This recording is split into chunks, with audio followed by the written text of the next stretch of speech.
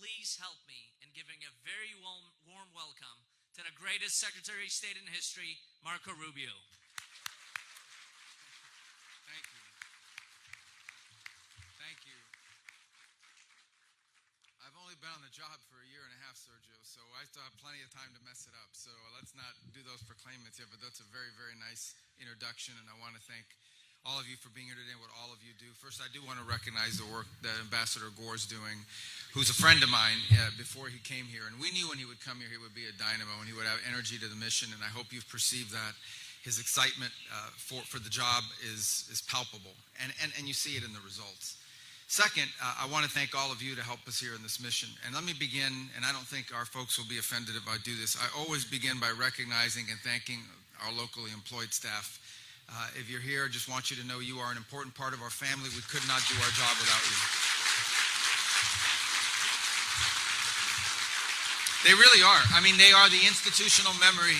You know, our folks, as you know, rotate every 2 or 3 years. We come and go. We go back to D.C. They go to other places. They move on to other assignments. But every time a new officer comes in, every time someone new comes in, it is that institutional memory of the locally employed staff that allows us to avoid the early pitfalls, learn from the past, and hit the ground running. And so we're grateful to all of you for what you do. I want to comment about 2 things. First, about this building. I'm glad to be here. I believe in not do I believe, I know that in my year and a half as Secretary of State, it's the first new building that I get a chance to cut the ribbon on or inaugurate. So.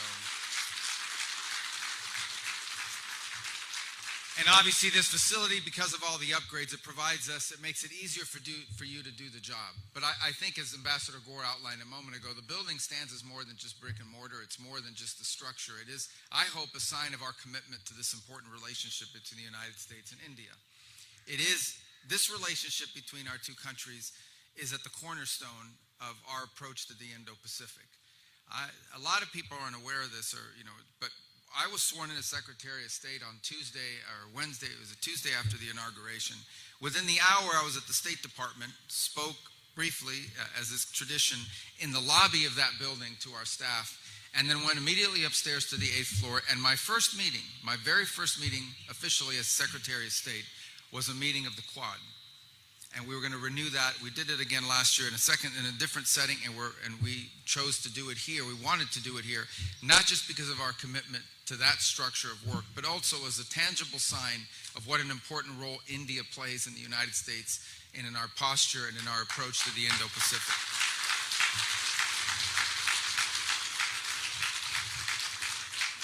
Anchoring that is the relationship between the President and the Prime Minister. It's a personal relationship that dates back to the first administration when the President had a chance to visit here, and it is carried over into this second administration, and you can just see the connection between them, and I think that's incredibly important. It is.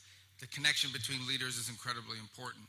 These are 2 very serious leaders that are focused not just on the short term, but on the long term, and so I think that that is important to note, because it's a key part of the foundation of the relationship between our countries. And just in the past year, we've seen this partnership deepen in ways that don't often make headlines or aren't splashy, but are important and real and tangible and enduring. We've expanded commercial ties now with more than $20 billion in investments. $20 billion in investments from Indian companies in the United States. We've deepened a security partnership through military exercises in the Indo-Pacific. And of course, as part of that, we recognize that an orderly and a secure consular system is vital to solidifying this important relationship. That's why we're introducing a new America First visa scheduling tool that prioritizes business professionals that strengthen these ties. And the facility, as I said, is not just for those that are applying for visas. It's also for you, the Americans who work here. The men and women of this mission who are at the front lines every single day of advancing America's national interest and in that America's national security. So it's an honor really to be here today. I wanted to keep this brief because it's hot. It's hot. Although it's not humid, like I'm from Miami, there's a humid hot and then there's this hot, but it's like, what time is it? It should be getting cooling off by now. And so I don't want to keep you here much longer than you need to be, but I want to say one thing. This facility saved Americans money because it's going to make us more efficient. It's going to allow us to do the work we have to do anyways, but allow us to do it more accurately, faster, and in a more efficient way. And so this is very important. And again, I want to close by thanking the team here at the U.S. Embassy for your hard work, for your professionalism, for your patriotism. The work you do benefits your country and benefits Americans that are here and ultimately Americans back home and across the globe. And it is at the cornerstone of this important partnership between us and India, which, as I said, is an incredibly important one. And it's the reason why I'm here in this visit, to reaffirm those ties, to build upon them. And we think in the months ahead, we're going to have even more exciting and new announcements to make about the development and the strengthening of the relationship between the two countries. And all of you will be at the forefront of that. So thank you very much. Thank you.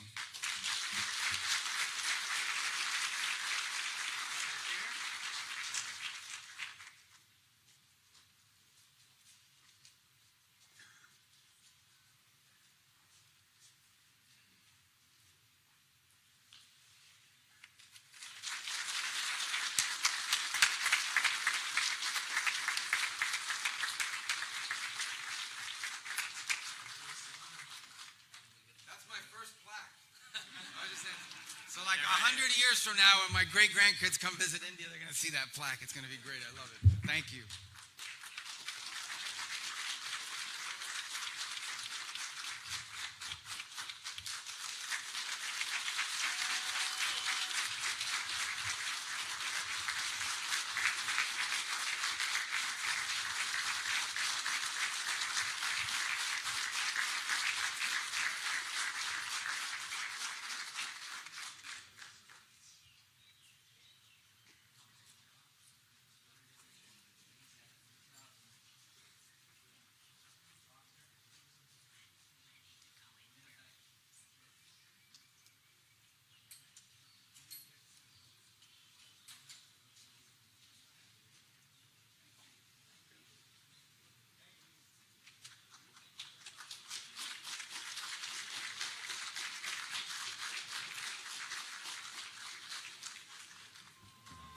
All right, friends, thank you very much for coming.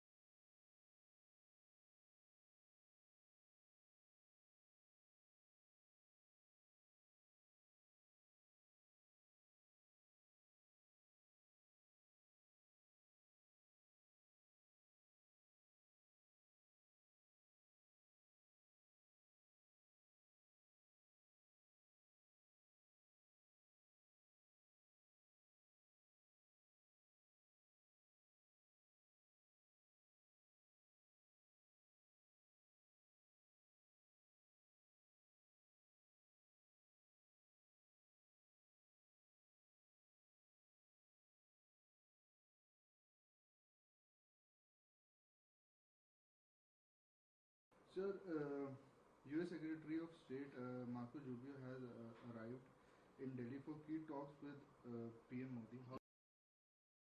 Well, we must welcome it. It's first time Marco Rubio, as the Secretary of State and also NSA of his country, in President Trump's second term, is coming to Delhi for the first time. So we must welcome it, though he's coming purportedly for attending the Quad Foreign Ministers meeting. But this gives us a golden opportunity to talk about all aspects of India's relations.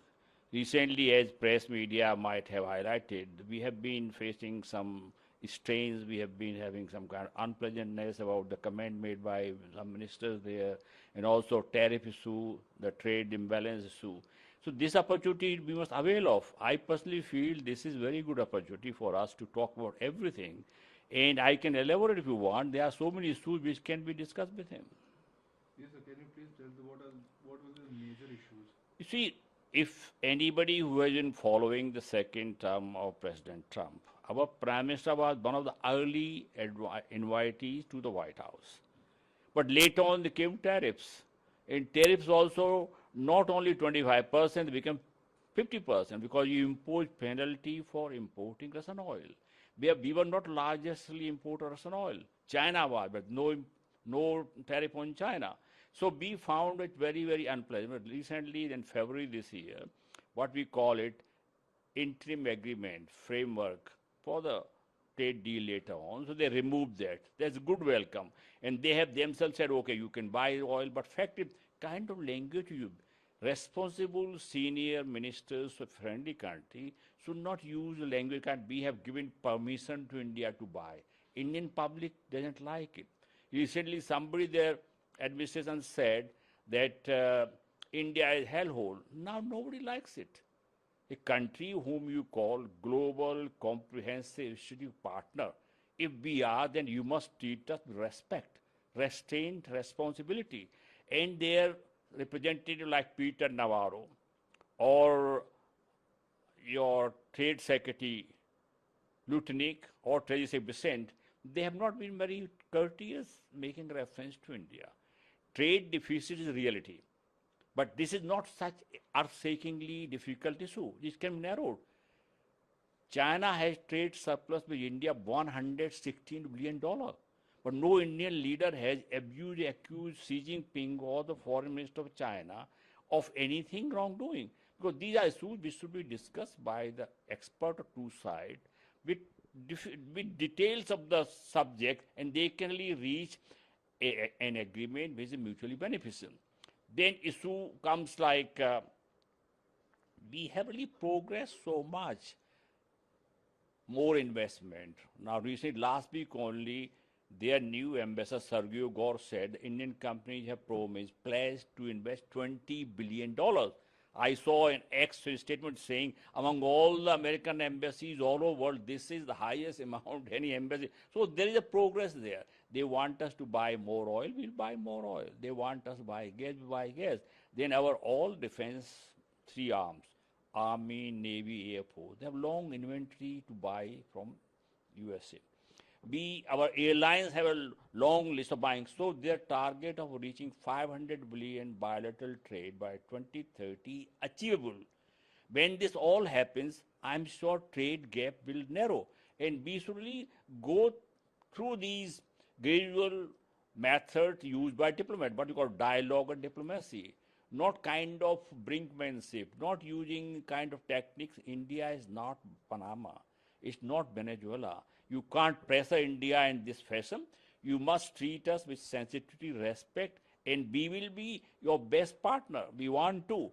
I think their ambassador Sergio Gore has been working tirelessly